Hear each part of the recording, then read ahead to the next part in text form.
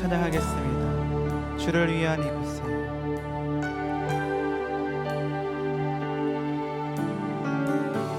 주를 위한 이곳에 예배하는 자들 중에 그가 찾는 이 없어 주님께서 슬퍼하시네.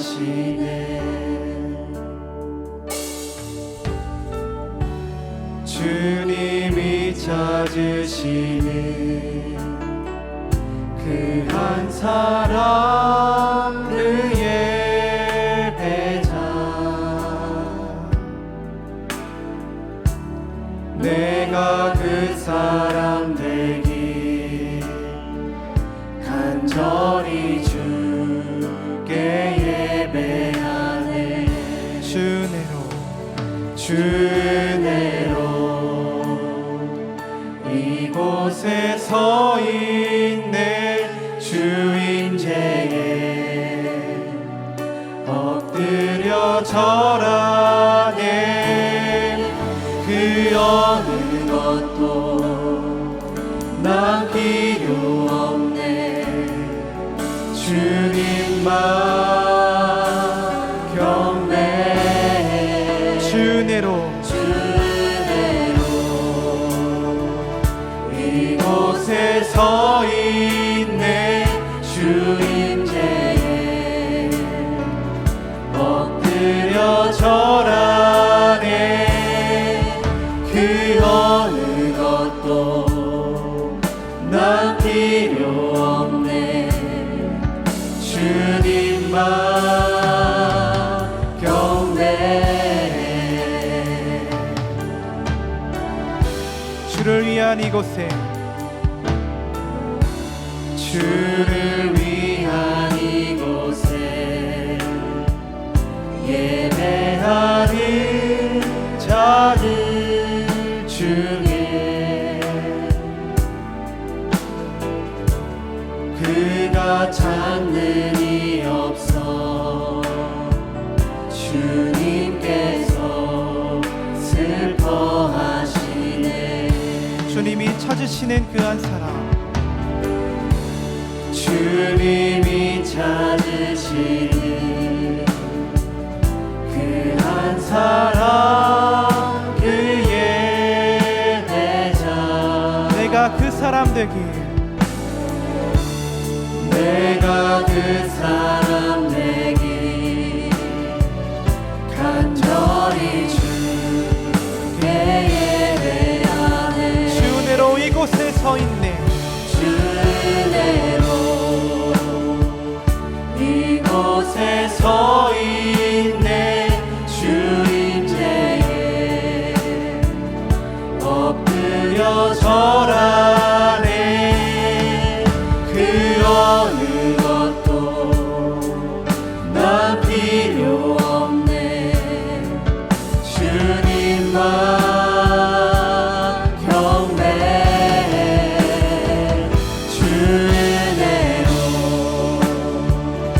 이곳에 서 있네. 주인제에 엎드려 절하네.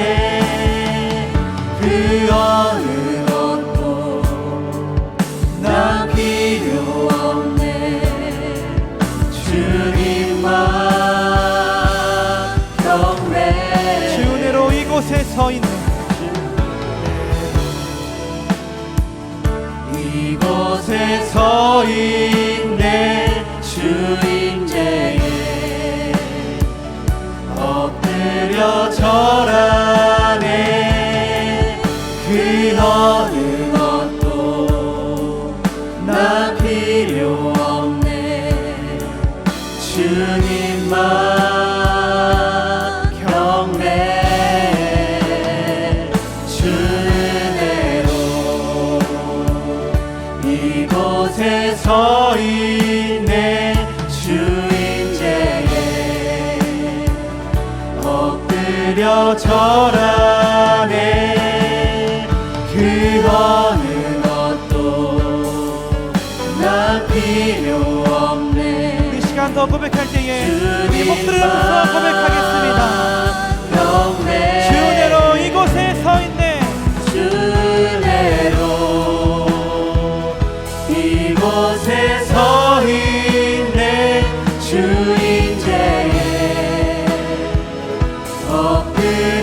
절하네. 그 어느 것도 난 필요 없네. 주님만 경배. 주대로 이곳에 서 있네. 주 임재에 엎드려 절하네. 그 어느 것도 난 필요 없네. 주님만 경배해. 하나님, 이 시간 주님의 임재 앞에 겸손히 엎드립니다. 우리를 다스리시는 분이 오직 여호와 하나님이심을 믿음으로 선포하며 나아가오니 우리의 삶의 우선순위가 주님 안에서 잘 정돈되는 은혜의 시간 될 수 있도록 인도하여 주시옵소서. 이 시간 주님께서 우리와 함께 하실 것을 기대합니다. 우리를 사랑하시며 우리에게 은혜 베푸시기를 원하시는 우리 주 예수 그리스도의 이름으로 기도하였습니다. 아멘.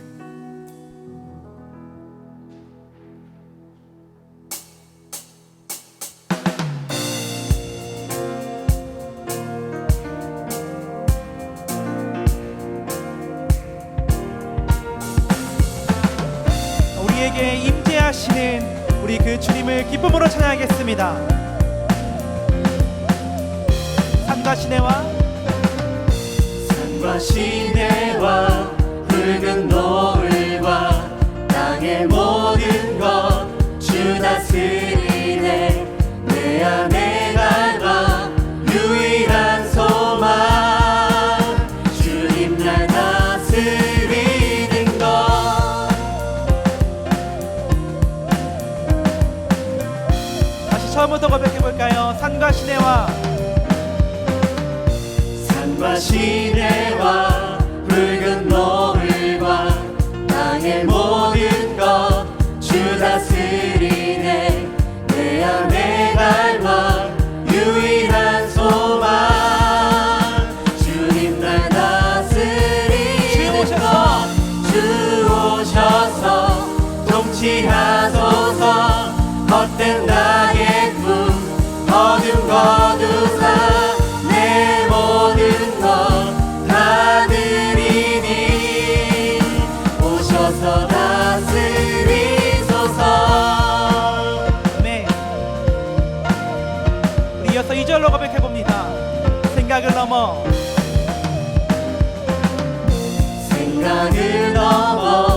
모든 말보다 나의 생활이 말하게 하소서.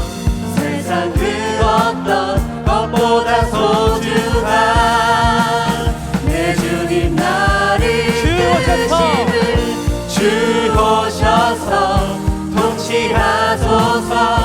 헛된 나의 꿈 어둠 거두사 내 모든 것 다 드리니 오셔서 다스리소서.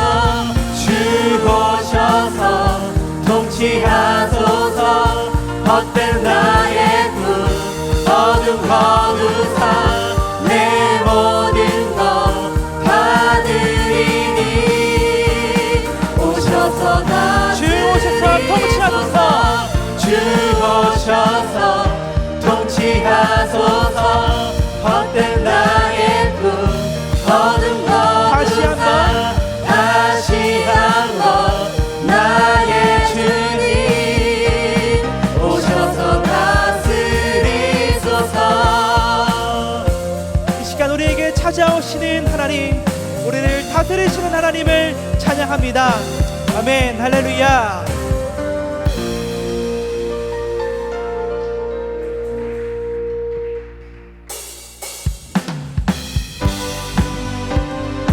계속해서 우리를 다스리셔서 우리가 나아가야 할 길을 알려주시고 가리키시는 그 하나님을 계속해서 찬양합니다.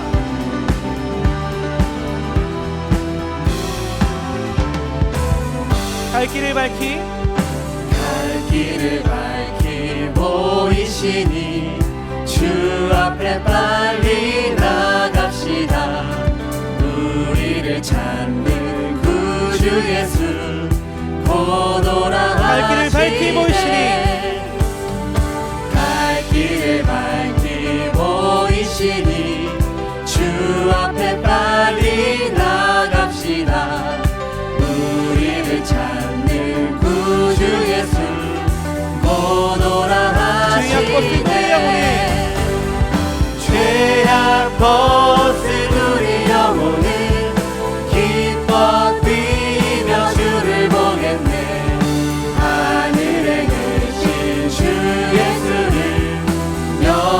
영원히 섬기리 우리를 오라 하시는 말, 우리를 오라 하시는 말 기쁘게 듣고 순종하세 구주를 믿기 지체 말고 속속히 나가세 죄악 벗은 우리 영혼이 죄악 벗은 우리 영혼이 기뻐 뛰며 주를 보겠네 하늘에 계신 주 예수를 영원히 주 오늘 여기 계시오니 주 오늘 여기 계시오니 다 와서 주의 말씀 듣기도 하며 듣기도 생각하니 하며 생각하니 참 진리시로다. 참 진리시로다 죄악 벗은 우리 영혼은 기뻐 뛰며 주를 보겠네 하늘에 계신 주 예수를 영원히 섬기리 죄악 벗은 우리 영혼이 죄악 벗은 우리 영혼은 기뻐 뛰며 주를 보겠네 하늘에 계신 주 예수를 영원히 죄악 벗은 우리 영혼이 죄악 벗은 우리 영혼은 기뻐 뛰며 주를 보겠네 하늘에 계신 주 예수를 영원히 섬기리 죄악 벗은 우리 영혼이 죄악 벗은 우리 영혼은 기뻐 뛰며 주를 보겠네 하늘에 계신 주 예수를 영원히 섬기리 찬양받기에 합당하신 하나님, 놀라운 은혜로 위와 함께 하시는 그 주님께 영광을 박수드리겠습니다. 할렐루야.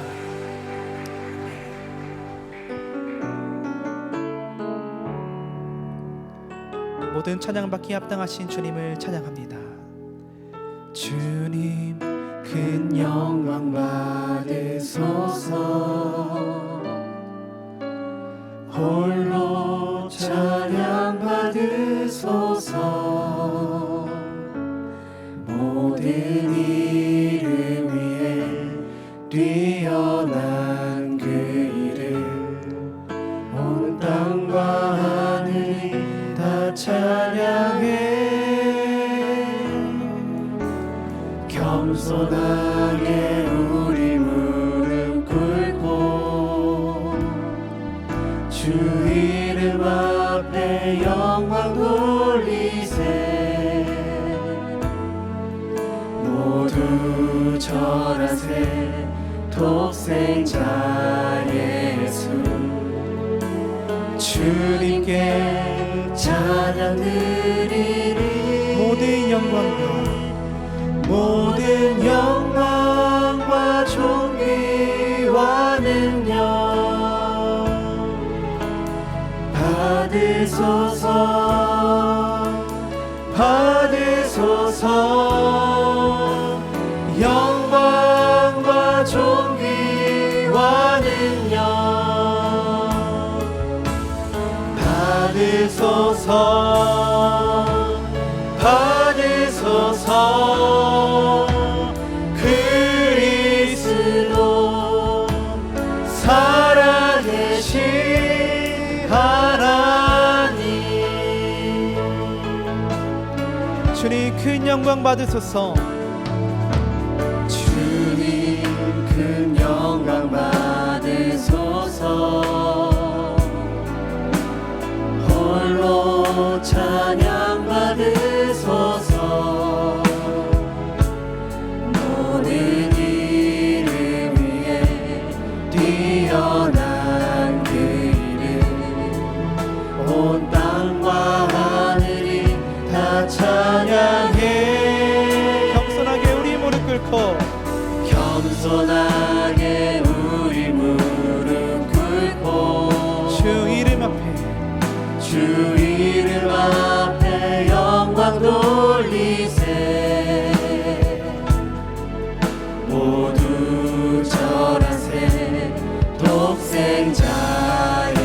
주님께 찬양 드리니 주님께 찬양 드리니 모든 영광과 존귀와 모든 영광과 존귀와 능력 받으소서 받으소서 영광과 존귀와 능력 받으소서 받으소서 그리스도 살아계신 모든 영광과 존귀와 능력 모든 영광과 존귀와 능력 받으소서 받으소서 영광과 존귀와 능력 받으소서 받으소서 그리스도 우리 계속해서 모든 영광과 찬양받기에 합당하신 그 주님을 찬양합니다. 내가 원하는 한 가지 내가 원하는 한 가지 주님의 기쁨이 되는 것 내가 원하는 한 가지 주님의 기쁨이 내가 원하는 한 가지 내가 원하는 한 가지 주님의 기쁨이 되는 것 내가 원하는 우리 이 시간 귀히 고백하실 때에 마음과 정성을 다해 고백합니다. 우리 모두 두 손을 높이 들며 고백합니다. 내가 원하는 한 가지 내가 원하는 한 가지 주님의 기쁨이 되는 것 내가 원하는 한 가지 주님의 기쁨이 되는 것 함께 기도하겠습니다. 모든 영광과 찬양을 받으시기 합당하신 하나님, 이 시간 주님 앞으로 더 나아갑니다. 우리 모두 주님의 기쁨이 되길 간절히 소망하오니 주님을 더욱 알게 하여 주시고 주님을 더욱 사랑할 수 있도록 우리의 마음과 생각을 주장하여 주시옵소서. 우리의 믿음이 더욱 견고해질 수 있도록 또한 역사하여 주시옵소서. 오늘도 귀한 은혜 베푸실 주님을 기대하시면서 함께 합심하여 기도하겠습니다. 하나님 아버지 주님 고맙고 감사합니다. 하나님 이 시간 모든 영광과 찬양받기에 합당하신 하나님, 그 찬양의 이유 되신 하나님을 더욱더 닮기를 원합니다. 모든 그 찬양받기에 합당하신 그 하나님의 기쁨이 되기를 간절히 소망합니다. 하나님 이 시간 주님 앞에 겸손히 무릎 꿇고 겸손히 주님 앞에 주님을 아뢰며 나아갈 때에 주님을 더욱 알게 하여 주시고 주님을 더욱더 사랑하고 신뢰할 수 있도록 주님 도와주시고 역사하여 주시옵소서. 하나님 이 시간 기도하며 하나님 이 시간 주님을 찬양하며 주님께 소망을 두며 나아갈 때에 하나님 모든 예배자들의 마음 가운데 함께하여 주시고 모든 예배자들의 마음 가운데 주님 찬양하여 주시사 주님 임재하여 주시사 주님을 만나는 귀한 예배드리게 하여 주실 줄 믿사오니 하나님 주님 도와주시고 인도하여 주시옵소서. 주님께서 우리와 함께하신 것을 간절히 기대하며 나아갑니다. 아버지 주님 도와주시고 하나님 우리를 불쌍히 여겨 주시옵소서.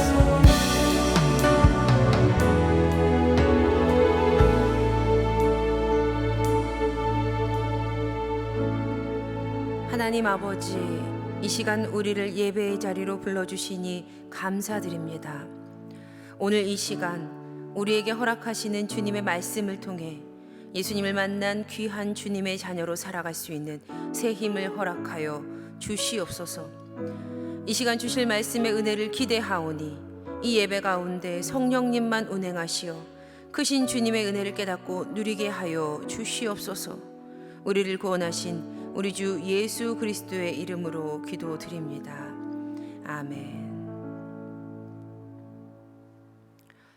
오늘 우리에게 주시는 하나님의 말씀은 사도행전 12장 1절부터 2절까지 말씀입니다. 사도행전 12장 1절부터 2절까지의 말씀을 우리 한 목소리로 합독하시겠습니다. 그때에 헤롯 왕이 손을 들어 교회 중에서 몇 사람을 해하려 하여 요한의 형제 야고보를 칼로 죽이니. 이는 우리에게 주시는 하나님의 말씀입니다. 아멘.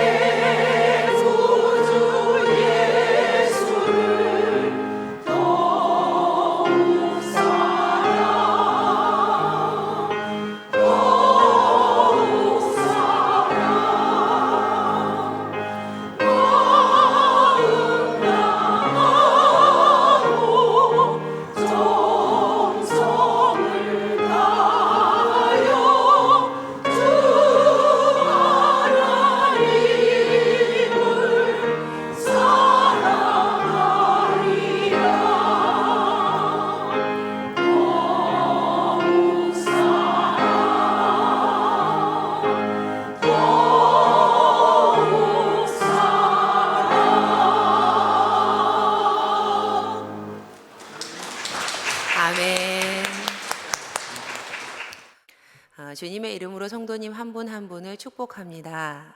아멘. 예수님을 만나 변화된 사람들의 이야기, 예수님을 만난 사람들, 우리 또한 예수님을 만나서 변화받고요. 그리고 또 구원받은 주님의 자녀로 담대히 서기를 예수님의 이름으로 간절히 축복합니다. 아멘. 오늘은 9번째 인물을 만나보겠습니다. 천둥 같은 울림을 남기다 라는 제목으로 함께 말씀을 나누어 보실게요. 아낙골 호랑이, 깡패, 망나니 이렇게 불리던 한 남자가 있었습니다. 아낙골 호랑이, 깡패, 망나니. 네, 별명만 들어도 느껴지시겠지만 이 남성은 온 마을 사람들에게 전혀 환영받지 못하는 그런 사람이었습니다. 황해도 안악골의 유명한 깡패였던 그는 괴팍한 성격과 닥치는 대로 때리고 부숴버리는 행동 탓에 마을 사람들에게 늘 피해만 입히고 살았습니다. 들리는 소문에 의하면요, 마을 사람들이 시장에서 안악골 호랑이를 만나지 않게 해주세요라고 천지신명에게 기도를 드리기까지 했다고 해요. 그런데 그 당시 안악골에는 한국의 복음화를 위해서 평양에서 거주하며 복음을 전했던 선교사님이 계셨습니다. 바로 윌리엄 스왈론 선교사님이신데요. 한국 이름이 소알론 선교사님이세요. 윌리엄 스왈론이니까 소알론 선교사님으로 우리 한국을 위해서 40년 동안 헌신하신 분이신데요. 바로 이분이세요. 윌리엄 스왈론 선교사님의 부부 사진입니다. 선교사님은요, 미국 오하이오주 말번에서 태어나서 1889년에 우스터 농과대학을 졸업을 하세요. 그리고 1892년에 맥코믹 신학교를 졸업하셨다고 합니다. 같은 해인 1892년 5월에 아내 되시는 이 셀리 선교사님과 함께 북장로교 선교사로 파견을 받아서 한국으로 입국을 하게 됩니다. 격가지 이야기지만 소알론 목사님, 이 소알론 선교사님은 우리나라에 사과를 보급한 분이시기도 해요. 선교사님이 미국에서 안식년을 보내고 한국으로 다시 돌아오실 때 사과나무 묘목을 가지고 돌아오시거든요. 그러니까 대구랑 황해도 북부에 위치한 황주 선교본부에 이 사과나무를 전달하시는데, 그렇게 전달했던 사과나무가 재배와 개량에 성공해서 좋은 품질로 인정을 받습니다. 선교사님이 우스터 농과대학 졸업했다고 말씀드렸죠. 이분은요, 우리 한국의 복음 전파와 더불어서 함께 농촌 경제 발전에 공헌하신 분이세요. 그리고 선교사님께서는 황해도 일대의 부흥사경회를 인도하는 사역도 하셨습니다. 1900년 안악교회에서 부흥사경회를 열었을 때의 일입니다. 안악 장날이 서던 어느 날 소알론 선교사님의 아내 되시는 셀리 선교사님께서 장터에 나가서 전도지를 나누어 주고 있었어요. 그러던 그녀 앞으로 안악골 호랑이, 그 깡패가 나타난 겁니다. 이 남자가 어떤 사람이었는지 아무것도 몰랐던 셀리 선교사님은요, 그에게도 전도지를 전해 줬어요. 그러자 이 깡패가 그 전도지로 팽 하고 코를 풀어버린 겁니다. 어떻게 이 셀리 선교사님에게 그런 강단이 있었는지 그 모습을 본 선교사님이요, 겁먹은 표정 하나 없이, 겁에 질린 모습 하나 없이 아주 당당하고 담대하게 이렇게 외쳤습니다. 당신, 그렇게 하면 당신의 코가 썩습니다. 이렇게 외쳤어요. 그런데 하루 종일 그 깡패의 귀에 계속해서 그 말이 맴도는 거예요. 당신의 코가 썩습니다. 당신의 코가 썩습니다. 당신의 코가 썩습니다. 계속 귀를 앵앵앵앵 맴도는 이 말에 진짜 자기 코가 썩을까봐 너무 걱정이 되는 겁니다. 그래서 이 남자가요, 그날 밤을 뜬 눈으로 지새우게 돼요. 그리고 다음 날 자신이 코를 풀었던 그 전도지에 적혀있던 교회로 발걸음을 향했습니다. 그가 도착한 곳은 안악교회였어요. 그리고 그곳에서는 부흥사경회가 열리고 있었죠. 당시 말씀을 전하시던 소알론 선교사님께서요, 한국말을 굉장히 유창하게 하셨다고 해요. 한국말을 아주 잘하셨다고 하거든요. 이 깡패가 우연히 아주 잘 들리는 모국어로 듣게 된 말씀이 무슨 말씀이었냐면요, 그때 선교사님의 설교가 영생에 대한 말씀이었습니다. 그런데 이 말씀을 들은 안악골 호랑이, 그 안악골의 망나니 깡패가 설교를 듣던 중에 회심을 체험하게 된 거예요. 그리고 그동안 자신이 살아왔던 그 자신의 삶을 되돌아보면서 회개하게 되었고, 끝내 교회에 출석하는 신자가 되었습니다. 그리고 이렇게 그가 처음 예수님을 만나게 되었을 때, 처음 예수님을 믿게 되었을 때, 그는 자신의 나쁜 언행을 고치기 위해서 무려 10개월 동안이나 집중해서 매일매일 훈련을 합니다. 그는 10개월 동안 꾸준히 언행을 삼갔고, 술을 끊었고, 성경을 읽습니다. 10개월 동안 한 100독 정도 성경을 읽었다라는 그러한 이야기도 있더라고요. 그리고 예수님을 믿음으로 소알론 선교사님에게 세례를 받습니다. 그 후에 그는 선교사님의 매서인이 돼서 함께 복음을 전하는 일을 하게 되는데요. 매서인이 어떤 사람이었냐면 선교 초창기 때 뭐 전도지나 성경, 그러니까 쪽복음 이것을 배부하거나 판매하면서 복음을 전했던 사람이 매서인이었어요. 그런데 그의 행보는 여기서 그치지 않습니다. 훗날 그는 평양신학교의 3회 졸업생이 되어서 수많은 사람들에게 복음을 전하는 한국교회사의 길이 남을 부흥사로 거듭납니다. 네, 이분의 성함은요, 바로 김익두 목사님이세요. 김익두 목사님, 바로 이분이시거든요. 김익두 목사님. 과거 안악골 호랑이, 깡패, 망나니 그렇게 불렸던 김익두 목사님이요, 처음 예수님을 믿었을 때 전해져 내려오는 굉장히 유명한 사건이 하나 있습니다. 처음 예수님을 만난 김익두가요, 하루는 마을 사람들에게 부고장을 돌렸어요. 김익두가 죽었으니 장례식장에 와주십시오. 마을 사람들은 모두 깡패 김익두가 죽었다는 부고장을 받고 참 좋아했습니다. 아마 이제는 좀 편히 살 수 있겠구나 싶었을 거예요. 그래서 그렇게 많은 마을 사람들이 기뻐하면서 모여들었습니다. 그런데 곧 모여든 사람들 틈으로 죽었다던 김익두가 등장한 거예요. 그러자 그 자리에 모인 동네 사람들이 혼비백산 난리가 났습니다. 그 모습을 본 김익두가 외쳐요. 깡패 김익두는 죽었습니다. 깡패 김익두는 죽었습니다. 이렇게 말하던 그에게 이상한 점이 발견되었습니다. 바로 그의 손에 성경책이 들려 있었던 거예요. 그리고 그의 행동도 좀 이상합니다. 이전 같으면 만나자마자 깨트리고 때려 부수던 사람이 잠잠하니까 사람들이 의아해했어요. 그의 모습이 의아하게 보이던 그중 어떤 한 사람이 앞장서서 정말 김익두가 변했나? 시험을 합니다. 바로 김익두의 머리에 구정물을 쏟아부어 버린 거예요. 옛날 같으면은 막 불주먹이 날아가고 이 일을 했던 사람이 쌍코피가 터지고 막 했을 텐데, 오늘은 이상하게도 김익두가 그저 물을 툴툴 털면서 한마디 말만 합니다. 예수님은 내가 믿고 복은 당신이 받았소. 이 한마디를 해요. 옛날 같았으면 그 물 뿌린 사람 죽었다는 거죠.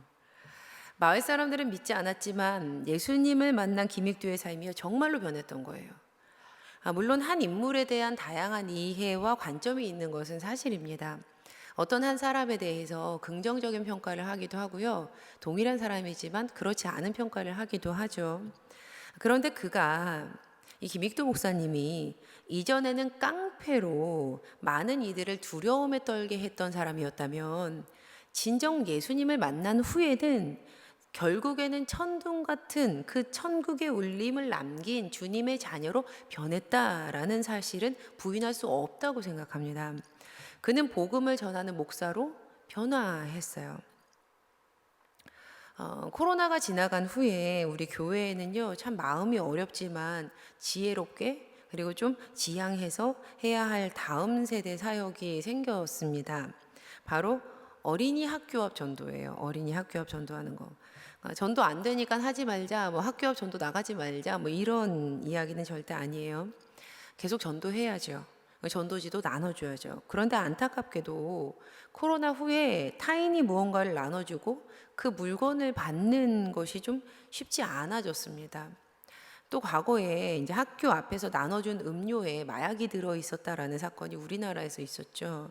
그러니까 세상이 달라졌으니 우리도 다른 방법으로 지혜롭게 복음을 전해야 한다라는 말씀 드리는 거예요.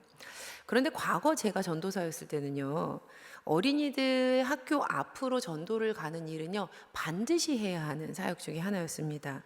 굉장히 중요한 사역 중에 하나였어요. 제가 전도사였을 때는 주에 한 번씩은 꼭, 아니 그 이상 날을 잡아서 학교 앞으로 전도를 갔어요. 하루는 빵도 사고, 하루는 과자도 사고, 하루는 뭐 초콜릿도 사고.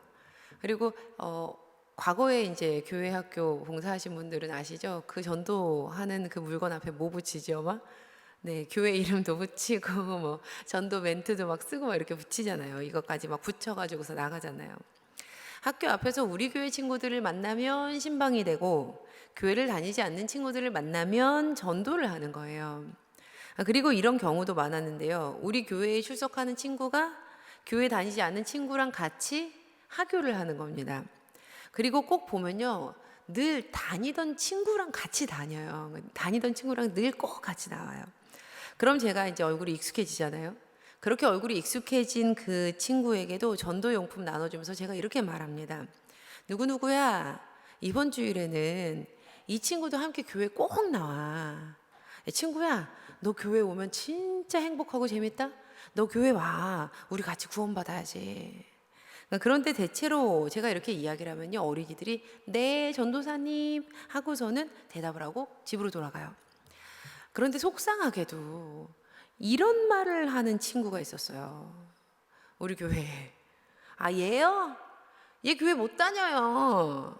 얘 나쁜 행동 굉장히 많이 하거든요. 얘 거짓말도 많이 해요. 완전 일름보예요, 일름보.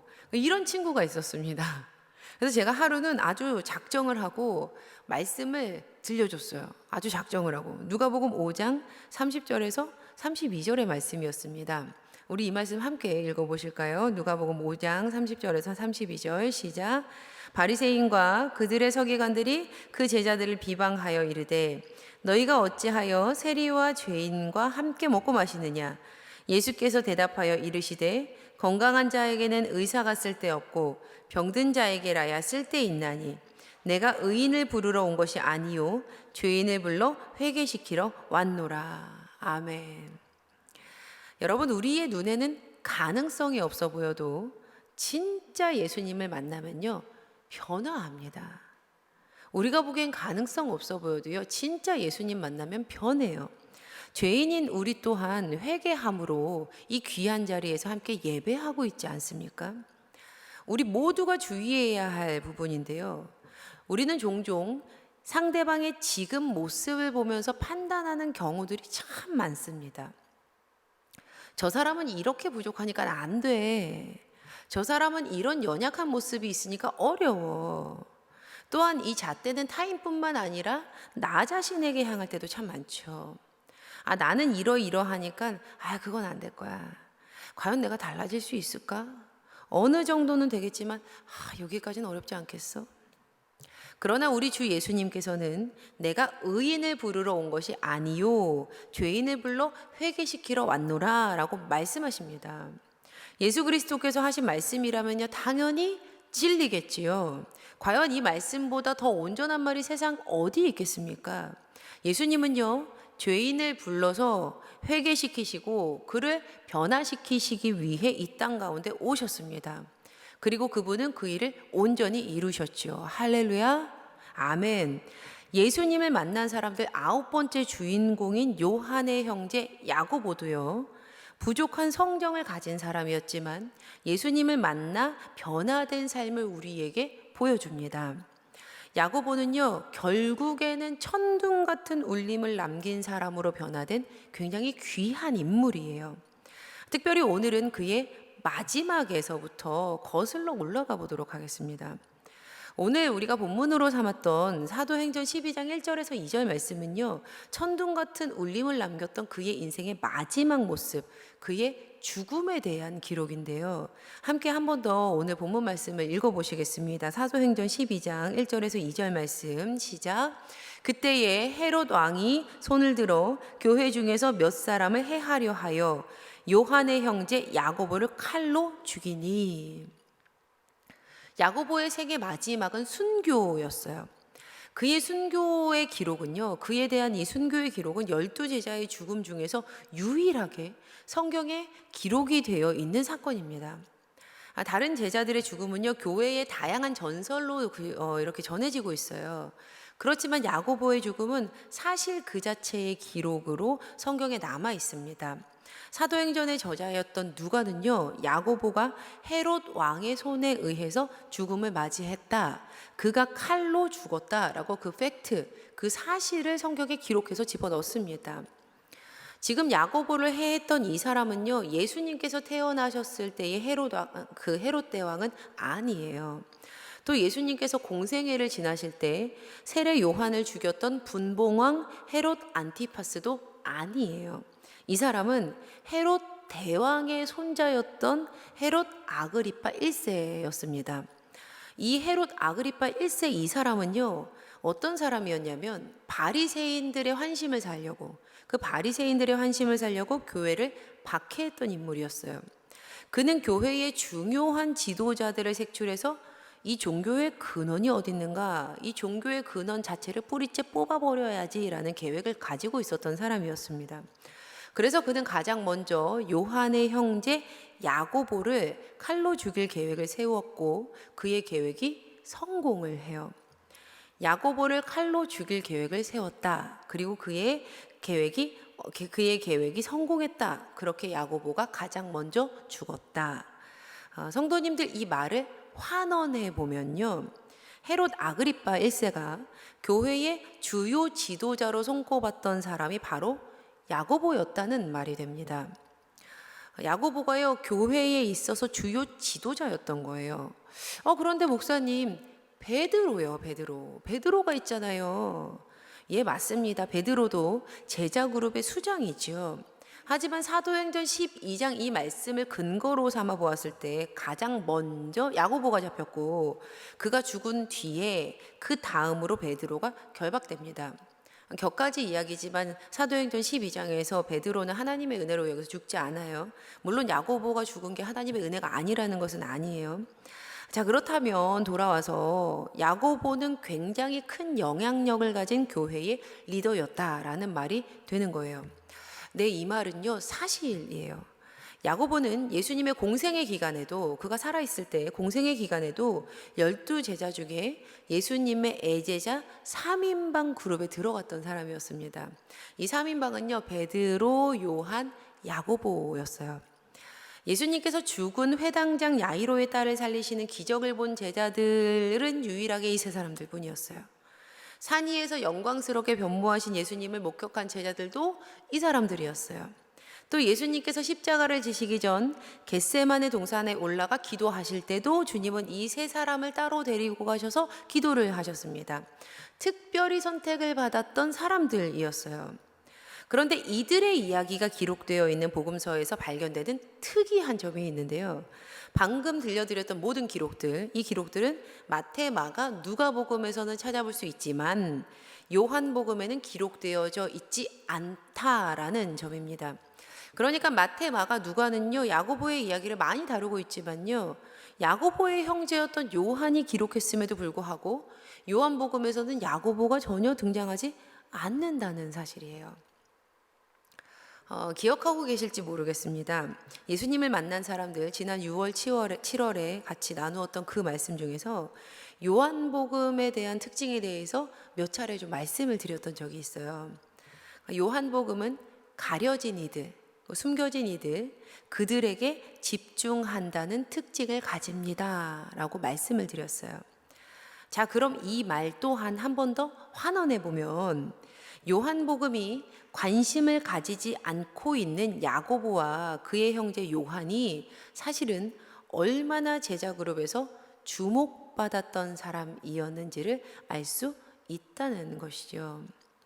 우리가 과거에 살펴보았던 이 인물 야고보의 형제였던 요한은요, 자신이 기록한 요한복음에서 예수님께서 사랑하시는 제자라고 요한 자신의 이름을 숨긴 채 그저 사랑받는 제자라는 명칭만을 씁니다. 물론 그의 이름을 이렇게 숨겼지만요, 또 다른 부분에서 보면요, 사실 요한도 자기 자신과 형제 야고보가 주님의 각별한 사랑을 받고 있었다라는 사실을 알고 있었던 것 같아요. 그러니까 뭐 이름 없는 제자가 뭐 아무개가 라고 하지 않고 사랑받는 제자가 라고 기록을 했겠죠. 이처럼 이들은 중요한 자리에 앉아 있었던, 주목받는 자리에 앉아 있었던 대단한 사람들이었습니다. 예, 야고보는요, 주목받는 자리에 있었던 그런 사람이었어요. 자, 그렇다면 이렇게 특별한 자리, 주목받는 자리, 중심에 있는 자리, 그 자리에 있었던 그의 성품과 인성이 그가 처한 위치에 어울린다면 이 얼마나 좋겠습니까? 금상첨화겠지요. 얼마나 아름다운 제자의 모습이겠어요. 하지만 애석하게도 야고보가 예수님을 닮은 성품과 인성을 가지고 있었다라고는 볼 수 없습니다. 성경은 과거 그가 얼마나 부끄러운 모습과 부족한 모습을 가지고 있었는지 숨기지 않고 솔직하게 다 기록하거든요. 그 중에 가장 주요한 사건이 누가복음 9장에 기록이 되어 있습니다. 예수님께서 승천하실 기약이 다 가까웠을 때였어요. 그래서 예수님께서는 예루살렘을 향하여 올라가시기로 굳게 결심을 합니다. 그런데 주님께서 예루살렘으로 가실 때 선택했던 길은 그 당시 유대인들이 잘 가지 않았던 사마리아를 통과해서 가는 길이었습니다. 그런데 이 소식을 들은 사마리아 사람들이요, 예수님을 맞아들이지 않겠다고 거절한 거예요. 이 사실을 알고 잔뜩 화가 난 세베대의 아들들 야고보와 이 요한, 야고보가요 이렇게 말합니다. 주님, 하늘에서 불이 내려와 그들을 태워버리라고 우리가 명령하면 어떻겠습니까? 누가복음 9장 54절의 말씀입니다. 제자 야고보와 요한이 이를 보고 이르되 주여 우리가 불을 명하여 하늘로부터 내려 저들을 멸하라 하기를 원하시나이까? 무슨 말입니까? 다 죽여버려요. 주님 몰살시켜버릴게요. 허락만 해주시면 제가 할게요. 우리가 명령해 할게요. 이런 말입니다. 여기서 불은요 헬라어 명사 필인데요. 필, 번개를 의미해요. 번개. 자신들이 직접 명령해서 아주 그냥 번개를 내리쳐서 온 마을을 다 멸해버리겠다는 겁니다. 설교 초반에 들려드렸던 김익도 목사님의 과거 모습과도 비슷하죠. 예수님께서는 야고보가 무서운 보복도 할 수 있는 사람, 분이 나면 사람을 없앨 생각도 하는 사람, 그리고 또 생명을 해하는 데에 양심의 가책이 전혀 없는 사람이라는 사실을 아셨습니다. 그래서 이런 인성과 성품을 가진 야고보에게 허를 찌르는 별명을 지어주세요. 마가복음 3장 17절의 말씀입니다. 또 세베대의 아들 야고보와 야고보의 형제 요한이니 이 둘에게는 보아너게 곧 우레의 아들이란 이름을 더하셨으며, 보아너게 우레의 아들, 천둥의 아들이라는 뜻입니다. 평소에도 그의 성정이 얼마나 천둥 같았으면 예수님께서 직접 이런 별명을 지으셨을까 좀 상상해 봤어요. 예수님께서 그들을 부를 때 이 천둥의 아들, 천둥의 아들, 천둥의 아들아 라고 부르는 모습이 막 상상되더라고요. 예수님께서 천둥의 아들이라고 불렀을 때 야고보는 마음에 좀 찔림이 없었을까? 막 이런 상상도 제가 해봤어요. 예수님 당시도 그러했겠지만 오늘날도 신앙 공동체에서 열심히 있고 강하고 열성과 열정이 있는 이들이 가지는 특징이 있습니다. 바로 굳이 드러내려 하지 않아도 자연스럽게 드러나게 된다라는 점이에요. 사실 주목받으려고 그 일을 했던 것은 아니었겠지만 시간이 지나고 보니 어느새 사역과 사람들의 중심에 더 가까이 가게 됩니다. 그런데요, 이러한 분들은 그러하기 때문에 더 기도하고 더 겸손하고 더 주의해야 해요. 고린도전서 10장 12절 말씀, 그런즉 선줄로 생각하는 자는 넘어질까 조심하라. 나도 모르는 중에 이 관심과 사랑이 특권으로 변질이 되어서 특별히 내 생각과 내 마음과 맞지 않는 일이나 맞지 않는 이들을 대하게 됐을 때 어렵지 않게 그들에게 보완어게의 모습으로 다가갈 수 있기 때문입니다. 너무 쉽게 천둥을 내리쳐서 내 생각과 다른, 내 마음과 다른, 내 마음에 들지 않는 그 마을을 몰살시킬 수도 있기 때문이에요. 누구보다 강한 힘과 관심을 한 몸에 받는 그 중심에 가까운 자리에 앉아있는 이들은요, 은연중에 내가 더 옳지, 내가 더 맞아 라고 생각하고 있을지도 모릅니다. 그렇게 나도 모르는 진짜 내 마음에 그 안에 숨어 있을 수도 있다라는 사실이에요. 저를 포함한 우리 모두가 조심해야 할 참으로 두려운 일입니다. 이런 모습은요, 천둥의 울림이 아니라요, 그저 타인을 해치는 보완어게의 모습일 뿐이에요. 절대로 예수님께서 원하시는 모습은 아니지요. 예수님의 공생의 기간 동안 야고보는요, 그냥 보완어게로 살았습니다. 그저 그는 보완어게로 살았어요. 그렇게 우리 형제를 예수님의 좌우편에 높이 앉혀달라고 욕심도 내고요. 사마리아를 몰살시켜도 눈 하나 깜빡하지 않을 생명을 아끼지도 않았고요. 그러나 예수님께서 십자가에 못 박혀 죽으시고 부활하사 재림을 약속하신 후 그렇게 예수님을 깊이 만났던 야고보의 인생이 180도 변화합니다. 180도 달라져요. 과거 천둥의 아들이었던 그가 천둥 같은 울림을 남기는 순교자의 삶을 향하여서 걸어가게 된 겁니다. 성도님들, 이 야고보가요, 12제자 중에 가장 먼저 순교한 제자라는 사실을 알고 계십니까? 그의 형제 요한은요, 제자 중에 천수를 누리고 자연사한 인물로 알려져 있다고 말씀을 드린 적이 있어요. 그런데 그의 형제인 야고보는요, 요한과 전혀 다른 길을 걷습니다. 야고보는 1번으로 순교해요. 가장 먼저 순교해요. 그는 예수님의 이름을 지키기 위해서 가장 먼저 죽음을 맞이합니다. 이제 인생의 끝에 그가 걸어간 그 길은요, 천둥처럼 시끄럽고 영혼을 해치는 소음이 아니었어요. 천둥 같은 울림을 남긴 영혼을 떨리게 만드는 감동이었습니다. 야고보의 처형 후, 그가 그렇게 처음으로 죽은 후, 순교한 후 교회는 한 가지 전설을 남기는데요. 야고보의 참수당한 시신을 실은 배가, 그 배에 가리비가 잔뜩 붙어서 그의 시신이 조금도 손상되지 않은 채 스페인 땅으로 흘러가서 안치가 되었다는 이야기예요. 그래서 사도 이 야고보의 상징이 가리비입니다. 가리비. 사도 야고보의 상징이 가리비예요. 가톨릭은 현재 산티아고 데 콤포스텔라 성당에 야고보의 유해가 안치되어 있다라고 믿는데요. 바로 이 성당까지 이어지는 긴 순례의 길을 산티아고 순례길이라고 부르고 있습니다. 바로 이 길이에요. 신앙인에게도 신앙이 없는 이들에게도 지금까지 참 많은 사람들에게 사랑받는 순례의 길입니다. 이 길을 걸을 때는요, 침묵해야 합니다. 이 길을 걸을 때는 침묵을 해야 해요. 과거 천둥 같은 소음을 냈던 그의 인생이 예수님을 만나 변화되어서 결국 첫 순교자의 자리에 앉는 이로 세워졌을 때 그의 천둥의 소음은 산티아고 길의 침묵으로 변합니다. 그리고 이 침묵은 아무 능력이 없는 잔잔함인 것 같아 보이나 사실은 천둥 같은 강한 영혼의 울림을 남기는 강력함이지요. 사랑하는 제일교회 성도님들, 우리 사랑하는 성도님들, 예수님을 만나면요, 예수님을 진짜 만나면요, 우리의 모난 부분은 반드시 아름답게 다듬어집니다. 야고보의 부족했던 모습이 도리어 그의 인생의 아름다움으로 승화된 것처럼 말이에요. 주님의 손 안에서는요, 아무것도 변하지 못할 것이 전혀 없어요. 주님의 손 안에서는 모든 것이 변합니다. 죄인의 모습이어도 그 죄인을 부르고자 오셨다는 말씀하신 그 주님의 은혜로 의인이 되어서 이렇게 예배할 줄 믿습니다.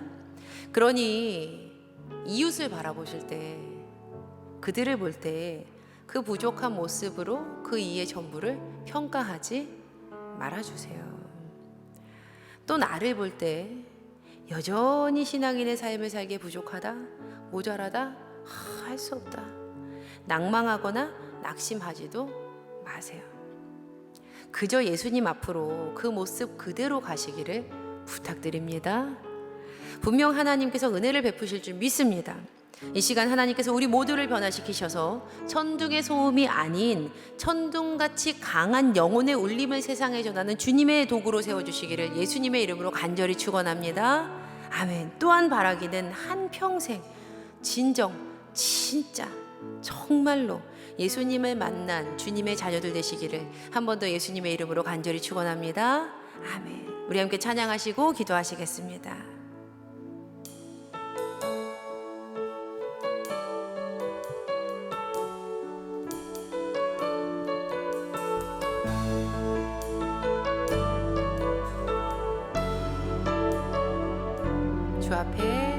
주 앞에 나와 제사를 드리네. 마음 열어 내 삶을 드리네 주를 봅니다. 끝없는 사랑 날 회복시키네. 주 앞에 나와 주 앞에 나와 제사를 드리네 마음 열어 내 삶을 드리네 주를 봅니다. 끝없는 사랑 날 회복시키네. 이제 눈 들어 이제 눈 들어 주 보네 그 능력 날 새롭게 해 주님의 사랑 날 만지시니 내 모든 두려움 사라지네. 폭풍 속에도 주 붙들고 믿음으로 주와 걷네. 갈보리 언덕 넘어 그 어느 날 주 안에 온전해.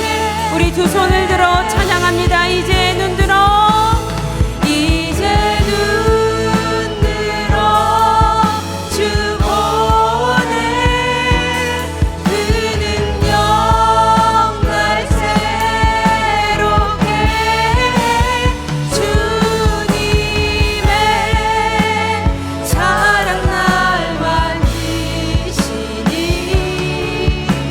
내 모든 두려움 사라지네. 폭풍 속에도 주 붙들고 믿음으로 주와 걷네. 갈보리 언덕 넘어 그 어느 날 주 안에 온전케 되리. 우리 이 시간 함께 기도하겠습니다. 우리의 어떠한 부족한 모습도 주님의 손에 붙잡힌다면 분명 결국엔 전둥 같은 신앙의 울림, 전둥 같은 구원의 울림, 전둥 같은 믿음의 울림을 세상 가운데 전하는 주님의 자녀로 세워질 줄 믿습니다. 지금 이 시간 하나님께 우리의 모든 것 내어드리며 주여 진정 예수님을 만난 주님의 자녀답게 세상의 구원의 울림을 전하는 주님의 귀한 도구 되게 하여 주시옵소서. 우리 주신 말씀 붙들고 간절히 입술을 열어 주여 3번 부르시고 기도합니다. 주여 주여 주여. 하나님 아버지 고맙고 감사합니다. 하나님 아버지 우리의 어떠한 모습이어도 주님의 은혜의 손에 붙잡히기를 간절히 소망합니다. 분명 주님의 손에 붙잡히면 전동 같은 신학의 울림, 전동 같은 구원의 울림, 전동 같은 믿음의 울림을 세상 가운데 전하는 주님의 자녀로 세워질 줄을 믿사오니 하나님 지금 이 시간 우리를 만나 주시옵소서. 주여 더 깊이 만나 주시옵소서. 하나님 아버지 더 간절히 주님 앞에 기도하게 하여 주시고 하나님께 우리의 모든 것을 그 간절한 기도 가운데 모든 것 내어드릴 때에 진정 예수님을 만난 주님의 자녀답게 세상의 구원의 울림을 전하는 선한 도구 되게 하여 주시옵소서. 하나님 우리의 어떠한 부족한 모습도 하나님 받아주시고 하나님 안에서 귀하게 사용하여 주시옵소서. 하나님 세상 가운데 예수님을 만난 사람들로 살아가기를 간절히 소망합니다. 주여 보안하기가 아닌 결국에는 천국 같은 신앙의 거들림이 세상에 전하는 주님의 자녀 되게 하여 주시고 하나님 믿음으로 믿음에 이르게 하여 주시며 기도하는 모든 성들 가운데 하나님 무릎 가운데 하나님 만나주시고 하나님 인생이 달라지는 은혜를 이 시간 임하게 하여 주시옵소서. 하나님의 만난 삶이 달라지는 체험을 하는 주님의 귀한 자녀들 되게 하여 주시고 살아있는 하나님 생명이 숨쉬는 하나님 믿음의 하나님 고백하는 주님의 귀한 자녀들 되기를 간절히 소망하오니 주여 은혜를 더하여 주시고 하나님 수여로 기도하는 모든 기도 가운데 주님 응답하여 주시옵소서. 하나님 아버지 함께 하소서. 주님 역사하소서. 더 깊이 만나 주시옵소서. 하나님 아버지 예수님 만난 주님의 귀한 자녀로 세워주시옵소서. 하나님 성령의 능력으로 이 모든 일들을 하나님 아버지 인도하여 살아가시는 믿음으로 허락하여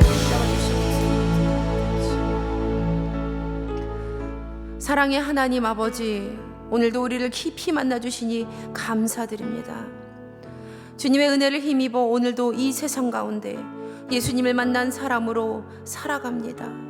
주여, 오늘도 주님 깊이 닮아 보아노개가 아닌 결국엔 천둥 같은 신앙의 큰 울림을 세상에 전하는 주의 자녀 되게 하여 주시옵소서. 주여, 특별히 이 시간 함께 예배한 모든 이들에게 말씀으로 힘을 더하여 주시오. 오늘을 주님의 자녀로 살아갈 새 힘과 능력을 허락하여 주시고 그 힘과 능력으로 더욱더 어제보다 오늘 선한 주님의 일꾼으로 세워지기를 간절히 소망하오니 주여, 은혜를 허락하여 주시옵소서. 주님, 오늘도 주님께 예물 드리는 아름다운 손길 있습니다. 주님 받아주시고 주님의 마음이 있는 곳에 귀하게 사용하여 주시옵소서. 혹시라도 이 자리 가운데 부족하고 연약하고 없어서 고난 가운데 있기에 드리고 싶지만 드리지 못하는 안타까운 손길이 있다면 주여, 긍휼히 여겨주셔서 하나님께서 먹이시고 입히시고 인도하시는 귀한 은혜를 체험하는 귀한 날 되게 하여 주시옵소서. 주님, 오늘도 말씀 붙들고 삶으로 돌아갑니다. 크신 사랑 베푸시사 예수님을 만난 이들답게 온전한 믿음으로 승리할 수 있도록 인도하여 주시옵소서. 이제는 우리 주 예수 그리스도의 은혜와 살아계신 하나님 아버지의 무한하신 사랑하심과 성령님의 감화감동 교통 인도하심의 귀한 은혜가 진정 예수님을 만나 세상 가운데 결국엔 천둥 같은 울림을 남길 주님의 사랑받는 자녀로 살아갈 우리 사랑하는 성도님들 위해 우리 교회와 이 지역과 온 세계 열방 가운데 이제로부터 영원까지 함께 하시기를 우리 주 예수 그리스도의 이름으로 간절히 축원하옵나이다. 아멘.